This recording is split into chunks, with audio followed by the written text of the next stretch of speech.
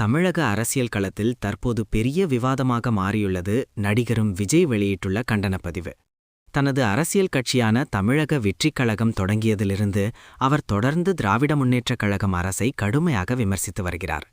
ஆரம்பத்தில் சாதாரண அரசியல் விமர்சனமாக இருந்தது.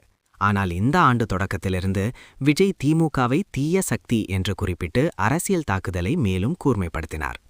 அதே சமயம் தனது கட்சியை தூய சக்தி என கூறி ரசிகர்களும் தொண்டர்களும் உற்சாகமடையும் வகையில் பேசிக்கொண்டு வருகிறார்.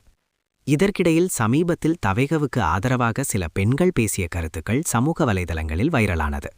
அந்த பெண்களை குறித்து திமுக ஆதரவாளராக கூறப்படும் ஒருவர் மிகவும் கடுமையான மற்றும் தரக்குறைவான வார்த்தைகளில் விமர்சித்ததாக கூறப்பட்டது.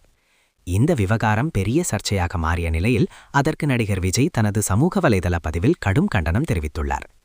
அந்த பதிவில், இந்த மண்ணின் பெருமைக்குரிய என் அம்மா, அக்கா, தங்கைகளை தரக்குறைவாக பேசியவர்களை தமிழக வெற்றிக் கழகத்தின் சார்பாக கடுமையாக கண்டிக்கிறேன் என்று கூறியுள்ளார்.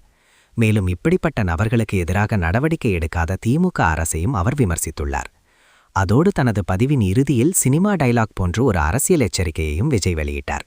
வரவரும் தேர்தலில் பெண்களின் ஒருமித்த தீர்ப்பால் திமுக மண்ணை கவ்வும் என்று அவர் குறிப்பிட்டார். இந்த வார்த்தைகள் அரசியல் வட்டாரத்திலும் சமூக வலைதளங்களிலும் பெரிய விவாதத்தை ஏற்படுத்தியுள்ளன. விஜய் ரசிகர்கள் இந்த பதிவுக்கு மிகுந்த ஆதரவு தெரிவித்துள்ளனர். அவர்கள் பெண்களை அவமதிப்பதை எதிர்த்து விஜய் தைரியமாக பேசியுள்ளார் என்று பாராட்டுகின்றனர். ஆனால் மறுபுறம் சில நெட்டிசன்கள் அரசியல் விவகாரங்களிலும் விஜய் சினிமா டைலாக் பாணியில் பேசுகிறார் என்று விமர்சித்து வருகின்றனர்.